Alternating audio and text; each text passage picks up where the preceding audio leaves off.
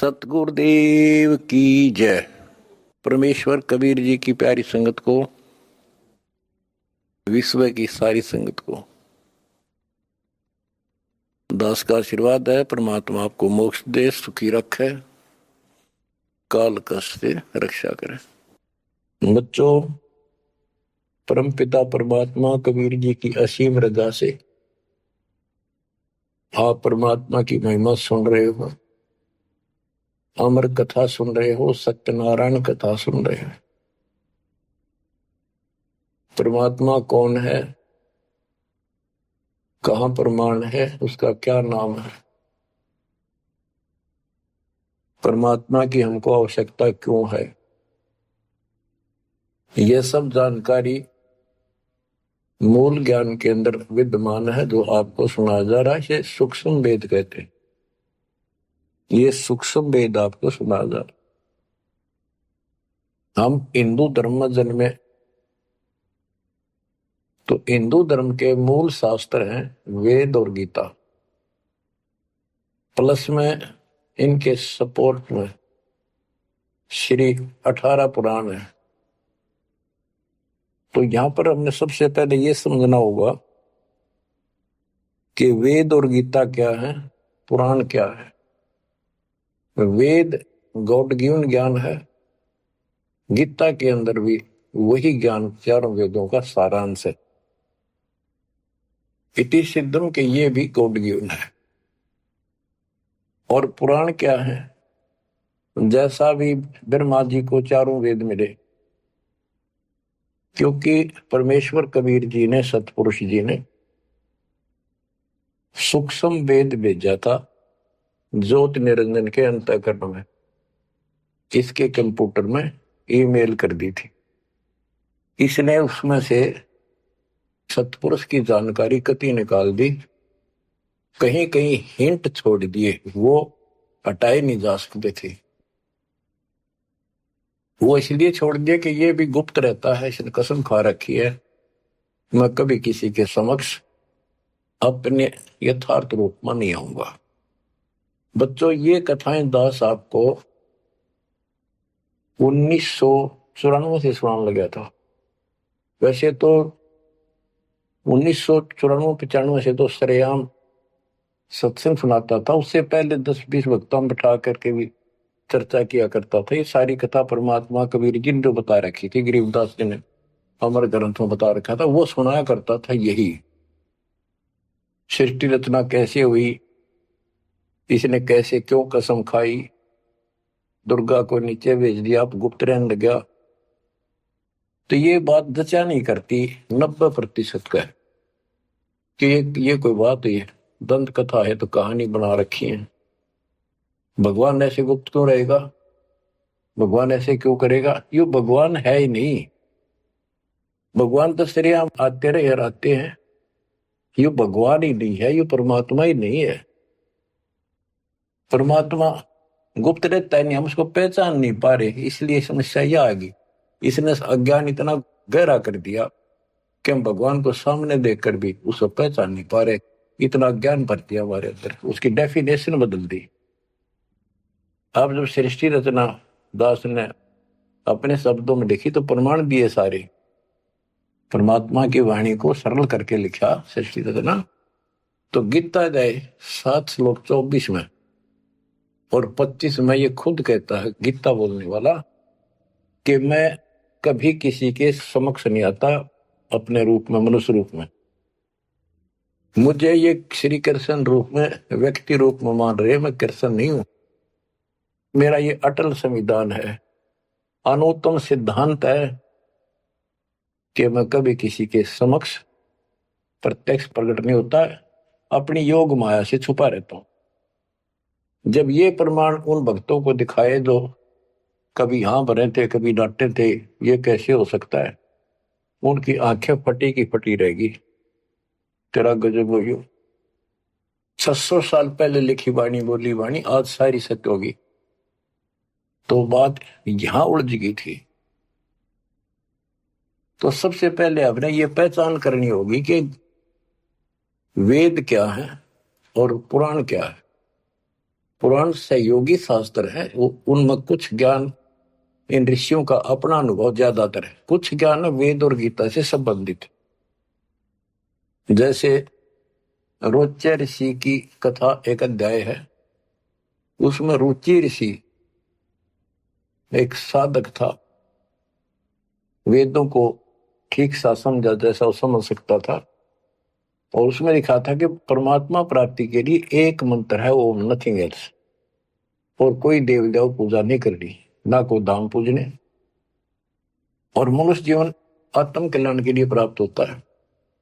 वो ज्ञानी आत्मा था, उसने अपना जीवन वेदों अनुसार साधना में समर्पित कर दिया, ना कोई मकान बनाया, जंगल में रहने लग गया, फल फ्रूट खाकर अपना साधना करता। 40 साल की उम्र होगी। उसके चार पूर्वज पिता, पितामह, पर पितामह और तीसरा दादा, ये चार दिखाई दिए, और वो चारों पितर बने हुए थे। गीता अध्याय 9 श्लोक 25 में स्पष्ट किया है, भूत पूजेंगे भूतों को प्राप्त होंगे, पितर पूजेंगे पितरों को प्राप्त होंगे, देवता पूजेंगे देवताओं को प्राप्त होंगे, मेरी भक्ति करेगा मुझे प्राप्त होगा। तो उन्होंने पितर पूजे थे, कर्मकांड किए थे, भूत पूजे थे, तो ये चारों भूत बन गए प्रेत। रुचि ऋषि के पूर्वज चारों ऋषि थे, ब्राह्मण थे, वेद पढ़ते थे और साधना वेद के विरुद्ध करते थे। यही तो परमात्मा कबीर जी और उनके बच्चे गरीबदास जी यही तो समझा रहे हैं कि वेद पढ़ने पर वेद न जाने, बादशाह पुराण 18, और ये उसे आन उपासना करें, भूल गए सृजनहारा। वो चारों के चारों गीता विरुद्ध, गीता मीन वेद, वेद के विरुद्ध साधना करके पितर बन गए। वो चारों पितर प्रेत दिखाई दिए। उन्होंने कहा कि हे बेटा ऋषि, हे बेटा रुचि, आपने विवाह क्यों नहीं कराया? हम चारों दुख पा रहे हैं, हम भूखे हैं, प्यासे हैं, कष्ट उठा रहे हैं, हम पितर बने हुए हैं, विवाह कराओ, हमारे पिंड भराओ, श्राद्ध निकालो, हमारी कर्म कांड करो ताकि हमें कुछ राहत मिले।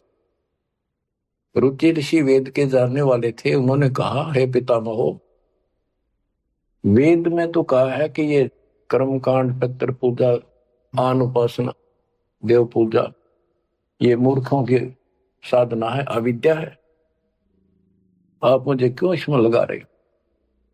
वो चारों ऋषि कहते हैं ब्राह्मण कि बेटा बिल्कुल सही है, वेद में कर्म कांड को अविद्या ही लिखा है, और बच्चे तुम जिस मार्ग पर लगा है ये मोक्ष मार्ग है,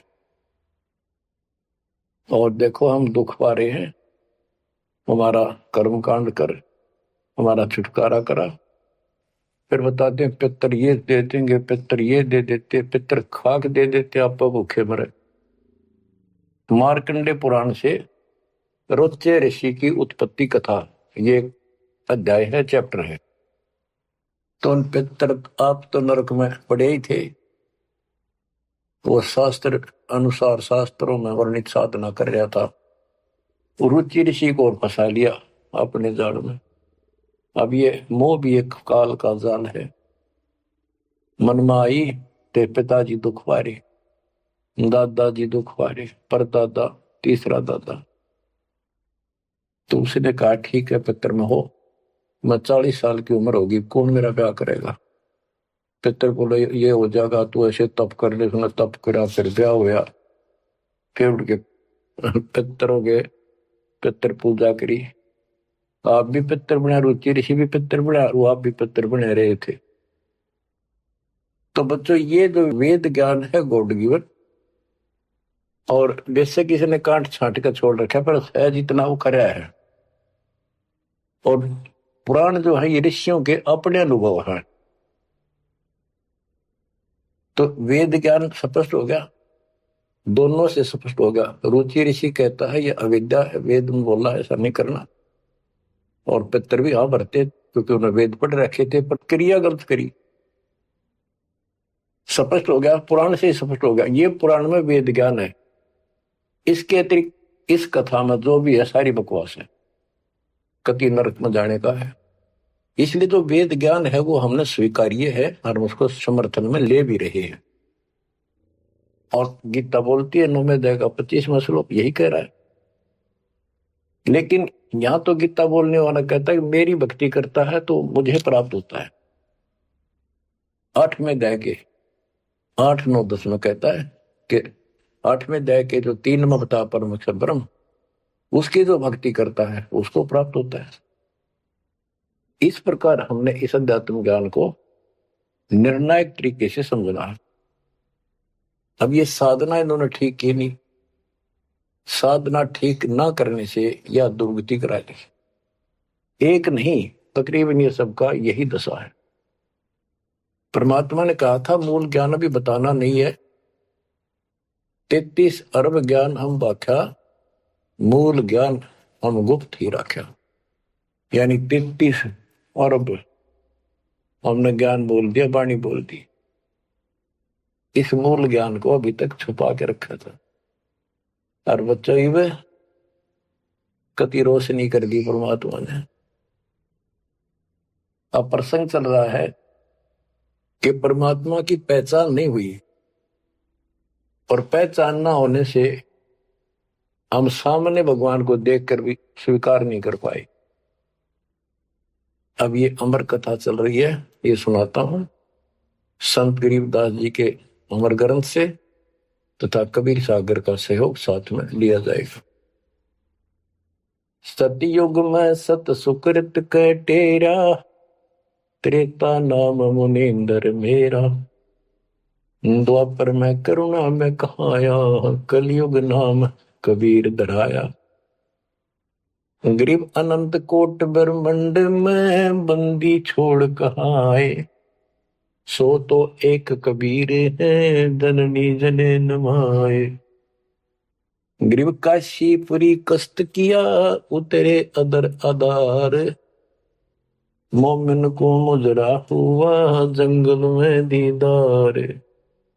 बच्चों आपको बताया था कि द्वापर युग के अंदर सुदर्शन नाम के एक परमात्मा कबीर जी के परम भगत थे। उस समय परमेश्वर करुणा में नाम से प्रकट थे और वाल्मीकि जाति थी। सुदर्शन भी वाल्मीकि जाति से थे। इनके माता पिता परमात्मा कबीर जी यानी करुणामय जी की बात को नहीं माना, वो मरे गए। भगत चिंतित हुआ, बहुत चिंतित हो गया। तब कबीर साहब जानी जान तो थे ही, फिर उसके मुंह तक को आना चाहे थे कि बेटा क्या बात होगी, मौत तो होया करे पर दौरे थे, इस समय शरीर छोड़ ही देना चाहिए, चिंता ना कर। सभी ने जाना है। फिर उसने बताया प्रभु ये परमेश्वर मरण की चिंता को ना, इनके कष्ट की चिंता है। इन आपकी शरण नहीं ली, असंग जन्म दुख पाओगे। बड़े अच्छे थे, दास को ठाई ठाई फिरा करते थे, कंधे बताते थे, लाद करते थे। वो बात याद आवा है। अब इनका क्या होगा? मैं इनका कोई उपकार नहीं कर पाया, मेरे पास भगवान मेरे साथ थे, मैं समझा नहीं पाया मुझसे क्या अपराध हुआ। यानी वो कमजोरी तो थी है उसमें। परमात्मा बोले बेटा चिंता ना कर, तेरे माता पिता ने मैं संभालूंगा और कष्ट नहीं पाने दूंगा, इनको मोक्ष भी दूंगा, आप विश्वास रखें। बस इतने कहे बात से सुदर्शन जी को तो 100% विश्वास था। कति शांत हो गए, दंडवत प्रणाम किया, सो शुक्र बनाए, निश्चिंत हुआ। यह है संकट मोचन कष्ट मंगल करण कबीर। पल में के कर देख, सेकंड में दुख दूर कर दिया पर वो निभाया भी उसको। तो बच्चों अपने उस वचन के आधार पर परमात्मा उस सुदर्शन जी के माता पिता से मिले। उनका पहला जन्म हुआ, मनुष्य का ब्राह्मण थे। 6-7 साल की उम्र के बच्चे रूप में मिले, 2 साल उनके साथ रहे। उनको समझाने की चेष्टा की, पर उल्टे बोले। एक दिन थप्पड़ मार दिया, परमात्मा अंतर ध्यान हो गए, बहुत रोए, बहुत रोए, तड़पते रह गए। हे भगवान थे, हे मालिक कित गए, सारा जीवन तरफ का खोया। वो कर्म बनाए, याद बनी, वाद की चाह बनी, यो भी एक स्मरण हो गया उनका। अगला जन्म में फिर वो जन्म हुआ मनुष्य का, ब्राह्मण ब्राह्मणी रूप में हुए, ब्याह हुआ, संस्कार से ही तो संस्कार जुड़े सारे। उसमें भी ब्राह्मण थे, अहंकार भरा पड़ा था ऊंच जाति का। पहले वह मरोड़ काट दी, उनको मुसलमान बनवाया परमात्मा। ये इनका गौरी शंकर सरस्वती नाम था और बड़ी अच्छी लगन थी। शिव जी की केवल शिव पुरानी कथा करते थे और किसी को नहीं मानते थे, ना को पाखंड करते थे, ना किसी को भ्रमित करते थे। कथा सुना दी, वो दान दक्षिणा आ गई, वो अपना स्वीकार किया, उसी से रोटी रोटी चलाते थे और दान भी करते रहते थे, क्योंकि पहले से वो सच्चा सुच्चा जीवन जीते आ रहे थे। संतान फिर भी नहीं हुई तो उनकी महिमा काफी होगी और ब्राह्मणों से उनकी महिमा ज्यादा होगी। भाई निस्वार्थ सेवा ये करे हैं, ना कोई लालच ना मिसगाइड करते। काफी जनता हिंदू लोग इनके दीक्षा लेने लगे। मुसलमानों को टेंशन यह होगी कि ये हिंदू धर्म का ज्यादा प्रचार कर रहा है, और जो कर्मकांडी पंडित थे उनको ये टेंशन होगी कि इसने हमारी रोजी रोटी बंद कर दी। वो उससे ईर्षा रखते थे और औरों को मिसगाइड करते थे, झूठ बोले क्या करेगा, ना कोई क्रिया बताता, ना कोई धर्म कर्म बताता, कथा सुना देता, इससे क्या होने का है। मुसलमानों को पता था कि सारा ब्राह्मण समाज इनसे दूर है, इनका कोई साथी नहीं, और ये हिंदू धर्म का प्रचार ज्यादा कर रहा है। उसको एक दिन जाके 10 माता ने जबरदस्ती अपना पानी पिला दिया, उसके सारे मकान में छिड़क दिया। लोग पूछना भाई कैसे आ रहे हो, क्या हो गया, भाई इसने मुसलमान धर्म स्वीकार कर लिया। वह बात आगे की तरफ फैल सारी काशी ब्राह्मणों में, अरे गौरी शंकर तक डूब गया, मुसलमान बन गया। मुसलमानों ने सारा उनका पानी छिड़क दिया, उनको मुसलमान बना दिया। भाई जब पंचायत होगी पंडिता की, बहिष्कार कर दिया, जात से निकाल दिया, धर्म से निकाल दिया, गंगा में स्नान करना बंद कर दिया, कोई नहीं जाएगा हिंदू उसके पास। अब रोजी रोटी की समस्या आ गई। उन्होंने लाकर 4 लकड़ के लठ ताना बुन का काम शुरू कर दिया। पहले तो रोजगार चल रहा था दक्षिणा से, अब यह समस्या और खड़ी हो गई थी, तो वो बहुत आसानी से शुरू हो जाता। जुलाई का काम वो शुरू कर दिया। काफी वर्ष हो गए, कोई संतान नहीं हुई। बेशक वो मुसलमान थे पर भक्ति अपने वही करते थे, शिव जी को याद करते थे। ये आपको पहले ही बताइए कथा। तो बच्चों, एक दिन क्या होता है, नीरू नीमा के कोई जानकार आगे पड़ोस में, जैसे कि मुसलमानों से ही संपर्क था, कोई यारी दोस्ती थी, वो आगे और तुम चर्चा चल रहा करे, एक जातक तो चाहिए था, एक लड़का तो होना चाहिए था, बुढ़ापे का सहारा हो गया, पता इनका केरा होगा। नूर अली और नियामत। तो नीमा नीरू कहने लग गए थे, उनको नाम बदल दिए थे उन्हें गौरी शंकर से। गौरी शंकर का नीरू नाम रख दिया और सरस्वती का नियामत, उसका नीरू नूर अली, तो उसका नीरू कहने लगे उसको नीमा। तो नीमा सारी रात रोई। सुबह वो स्नान करने जाते थे एक लहर तारा तालाब, जिसमें गंगा का पानी लहरों के द्वारा, घाट सा था गौ घाट से, उससे मिट्टी कट जाती है, वो बहुत नीचा किनारा बन जाता है, उस पर से पानी उछल उछल का आकर एक तालाब बना था, उसको लहर तारा तालाब बोलते हैं। वो आज भी विद्यमान है, लेकिन उसमें पानी गंगा का नहीं आता, परिस्थिति बदल जाती है। उसमें बहुत सुंदर मनोरम दृश्य था वहां का, स्वच्छ जल गंगा का भरा ही रहता था, कमल के फूल विकसित थे, आसपास बहुत सुंदर पेड़, हरे भरे छायादार वृक्ष भी लगे हुए थे। वो उनकी कुटिया से लगभग 1.5-2 किलोमीटर दूर था। 3 किलोमीटर, एक कोस 3 किलोमीटर का होता है। तो वो सुबह सुबह उस वहां स्नान करने जाने लगे। पहले गंगा घाट पर नहाया करते थे, नहान की आदत डेली थी, तो वहां तक घूम भी आते, स्नान भी कराते डेली, और शिव जी को याद करते थे, भक्ति करते थे। नीमा रो रही थी रास्ते में, बुरी तरह रोती जाती, हे शिव जी भगवान, एक बच्चा हमें भी दे देते बेटा, हमारा भी टाइम पास हो जाता, आपके घर में क्या कभी। फूट फूट कर रो रही थी, चल रही थी। नीरू बोला, नीमा क्यों आंख खराब कर रही है अपने, ये सारा दिन रोड पर लग रही है, बता बीच में भूल पड़ी थी फिर शुरू होगी। भगवान ने देना होता दे ही देते हो, पर कितनी होती है, कुछ तो भगवान करे ठीक ही है।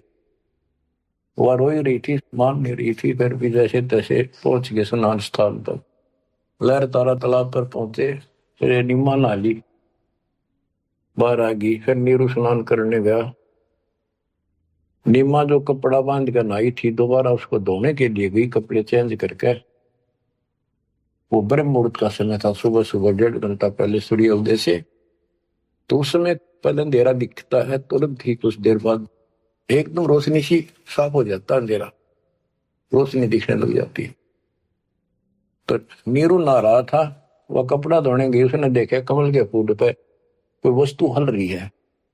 एक पैर दिखा, उसने सोचा कोई सांप है, बहुत ध्यान से देखा तो बच्चा था, एक पैर हिला रहा था, नवजात शिशु। नीरू से कहा नीमा ने कि देखियो जी, बच्चा है, बालक है, लड़का है, कमल के फूल पर देखो। तो नीरू ने सोचा यार अच्छी पागल होगी, कति मेंटल होगी भी यार बच्चे के मुंह में। नाता नाता कहता है, नीमा तेरा दिमाग खराब हो गया, अब तुझे पानी में बालक दिखने लायक। नीमा कसक के साथ बोली, देखो सच्ची को देख तो एक है। जिस साइड हाथ करी थी देखा, वो थोड़ी दूर था उससे, 10 फुट का फैसला होगा। एकदम नीरू गया, कमल के फूल समेत बच्चे ने उठाकर नीमा को दे दिया, और नीमा उसे लाड करे, मुंह कर लावे, चूमे, और सौ शुक्र शंकर भगवान की गावे, सौ शुक्र मनावे। बीच का एक थोड़ा सा प्रकरण रह गया कि वहां पर एक अष्टानंद नाम का ऋषि, जो रामानंद जी का शिष्य था, उस समय के महान प्रचारक, हिंदू धर्म के 1 नंबर के आचार्य थे। उसने 1400 शिष्य रखे थे ऋषि, जो कथा किया करते थे, उनमें से एक अष्टानंद था। 4 संप्रदाय थी, 52 द्वारों का वो मालिक था, वो इंचार्ज था। तो वो दिल्ली वहां स्नान करने जाता था, वो दूसरी साइड में नहाता था, ये दूसरी साइड में नहाते थे, सरोवर बड़ा था। तो वो भी वहां स्नान करके उस प्राकृतिक सौंदर्य और भगवान के एकांत स्थान मान के भगवान की भक्ति करता था, शांति स्थान था। दिल्ली जाता था, ध्यान लगाता था, कुछ समय भगवान की वहां भक्ति करता था, जैसे गुरुजी ने बता रखी थी। अष्टानंद जी जो ही साधना करने की चेष्टा, ध्यान में मगन होना चाहते थे, इतने में आकाश से एक प्रकाश का गोला आया। प्रकाश का गोला आया तो उसका ध्यान गया ऊपर को, उसको देखते उसकी आंखें बंद होगी, इतना तेज नूर था। जब आंखें बंद हुई तो उसमें देखा कि बालक का रूप दिखा, बगैर प्रकाश का। जैसे हम सूर्य की ओर देखते हैं तो देख नहीं सकते, फिर आंखें बंद करते हैं तो अंदर प्रकाश रहित आकार दिखाई देता, सूर्य का गोलाकार। तो अष्टानंद को बड़ा आश्चर्य हुआ कि बालक प्रकाश दिखा, फिर बालक दिखा। फिर जब आंखें ठीक सी हुई, देखा तो प्रकाश एक कोने में जाके सिमट गया दूसरी साइड, जिस साइड में नीरू नीमा स्नान करने जाया करते थे। उससे पहले जब प्रकाश लहर तारा तालाब पर उतरा, सारा सरोवर जगमगा गया, इतनी रोशनी होगी, लोकती पत्ता पत्ता दिखा कमल के फूल होगा। और जब उसमें सिमट गया, वो दूर था, उसने क्यों नहीं देखा क्या हो गया, कित गया। उसने अपने गुरुजी के पास उठ कर आ गया, साधना नहीं करी, रामानंद जी के पास आए, उनसे पूछा, हे गुरुदेव, आज मुझे ऐसा अद्भुत दृश्य दिखाई दिया, ये मेरी भक्ति की उपलब्धि है या कोई भ्रम है मेरा। ऐसे ऐसे एक आकाश से प्रकाश का गोला आया, मेरी आंखें उसके नूर को सहन नहीं कर सकी, मेरी आंखें बंद हो गई।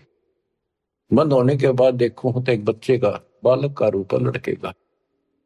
फिर कुछ नहीं दिखा, वो कोने में जाकर लहर तारा तालाब में समाप्त हो गया, अंतर ध्यान हो गया, नूर ही नहीं था। रामानंद जी को जैसी समझ थी, जैसा उन्हें अज्ञान सुन रखा था, अज्ञान सुनकर ज्ञान में अंधे की बां गई, अंधे ने मारे कौन बताशी। अब जैसे ये ज्ञान सुन रहे थे वैसे चेलों को बताया करते थे, और बता दिया कि बेटा ऊपर से जब अवतार गणाते हैं ना, भगवान अवतार लेता है, ऐसी लीला करता है, किसी माँ के यहाँ जन्म लेगा और फिर लीला करेगा जिस उद्देश्य को लेकर आते हो। ना कोई भ्रम है, ना ही तेरी भक्ति की उपलब्धि है, ये ऐसा होता है। तो इनको यही पता था कि रामकृष्ण अवतार आए, माँ का जन्म लेते हैं इनके भगवान। और गरीबदास जी कहते हैं, गरीब अनंत कोट ब्रह्मंड में बंदी छोड़ कहाँ आए, सो तो एक कबीर है जननी जने नमाए। तो रामानंद दृष्टानंद की दो बात फैसला। अब नीरू नहा था, नीमा उस भगवान से लाड कर रही थी, सो शुक्र अपने भगवान शंकर के बना रही थी। जगत का पेखड़ा पेख्या, धनी का नाम ना लेखा। बच्चों इसने कोई लेना देना नहीं था इस बात से, भाई मेरा नाम ले विष्णु का, ले शंकर को, किसी को क्रेडिट दे, पर इनकी आस्था बनी रहा भगवान में। ये चाहूं थे दाता आज तक। नरसिंह रूप लेकर ना कुछ मारा विष्णु को क्रेडिट, कोई बात नहीं, चलन दो, बतेरे दिन चल गई इनकी, अब सारा क्लियर हो जाएगा। मूसड़ को 3-4 साल का बाल के उठा नहीं सकता, ये तो कभी बच्चे थे उस दाता के। फिर भी अब बच्चों देखो, वो मालिक अपना बाप है, माँ भी वही है और पिता भी वही है। वो दोनों तरफ से दुखी हमारे लिए, उसमें इतना मोह है। माँ का मोह बालक में घना, पिता का मोह माँ का उससे बहुत घना। और भगवान का उन दोनों वाला, माँ भी है वो हमारी, पिता भी। इसलिए तो दुखी हो रहा है ना, क्या जरूरत थी उस पानी में वो आकर प्रगट होने की से, भूतावास के अंदर जंगल में अपनों के लिए मरता। अब बच्चों परमात्मा ने अपनी महिमा नहीं बनानी थी, उसने तो आस्था रख रही थी भगवान में, इनकी आस्था बनी रही। बच्चों अब हमें ज्ञान हो गया कि वो भगवान है जिसको नीमा सीने का लगाए खड़ी थी, लाड कर रही थी, प्यार कर रही थी। उस समय उसके शरीर की स्थिति कैसी होगी? गीता अध्याय 18 श्लोक 62 में कहा है कि उस परमेश्वर की शरण में जा तू, उसकी कृपा से तू परम शांति को और सनातन परम धाम को प्राप्त होगा। वो सुख सागर है और वो असंख्य ब्रह्मांड का स्वामी। अरे गोदी में कितनी पुण्यात्मा है वो बच्चों, एक हिसाब लगाओ। उस मालिक का नाम लेने से कितनी खुशी होती है, शरीर में अलग से एक लहर दौड़ती है। और वो बहन उसको सीने से लगा रही, मुंह चूमा, लाड करे, कितना मोह हो गया। सो सको रे शंकर भगवान, हे भोलेनाथ बड़ी दया करी। इतने में नीरू स्नान करके आ जाता है। उसको लोक लाज के हिसाब से उसने विचार किया अपने मन में, और वो नीमा के सामने व्यक्त किया कि नीमा, हम इस बच्चे को लेकर घर नहीं चलेंगे, क्योंकि समाज के लोग ये कहेंगे ये किसी का चुरा लाए, ये कहेंगे इसके माता पिता बताओ वहां छोड़ के आवांगे, हम बतावा कितने, हम कहेंगे कमल के फूल पे, वो मानने नहीं। यह सारी बात उल्टी हो जाएगी। अब तक पहले तो मुसलमान बने, अब इनसे भी निकाल दिया जाएंगे, हमें काशी से निकाल देगा राजा कि तुम बच्चे चुराते करते हो। नीमा बोली जी कुछ भी कहो, मैं इस बच्चे बिना जी नहीं सकती।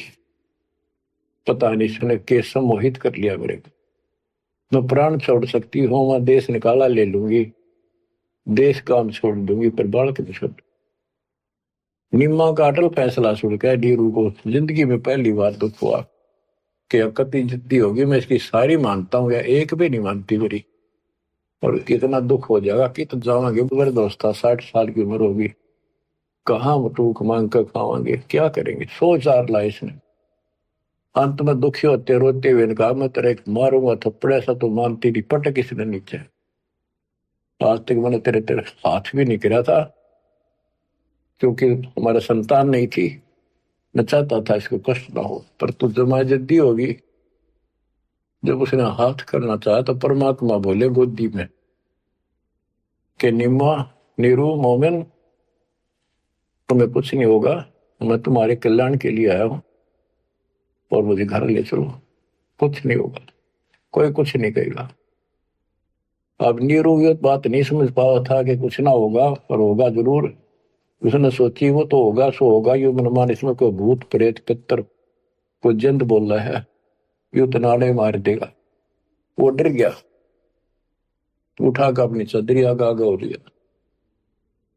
अब लड़का बच्चा लेकर गए अपने घर, आसपास के अड़ोस पड़ोसी आ गए, लड़का इतना सुंदर है, आज तक देखा नहीं इतना सुंदर बालक, तो इतना चमक, इतना खिला हुआ चेहरा।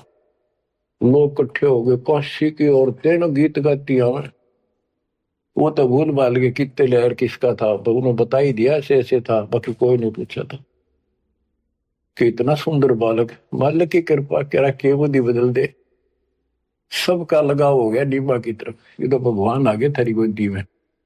ये तो कोई कह विष्णु जी, कोई कह शंकर भगवान आ गया, कोई कह वरुण देवता भगवान दिखाई दिए, इंद्र देवता, कोई धन का देवता कुबेर बतावे, अपने अपने गुण गावे, अपने अपने हिसाब से परमात्मा को उसकी महिमा बतावे, उसका मूल्यांकन कर रहे थे।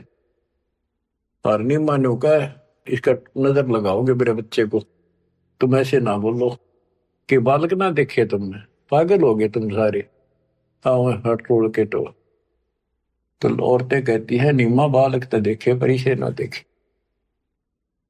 बच्चों उस परमात्मा के प्यार में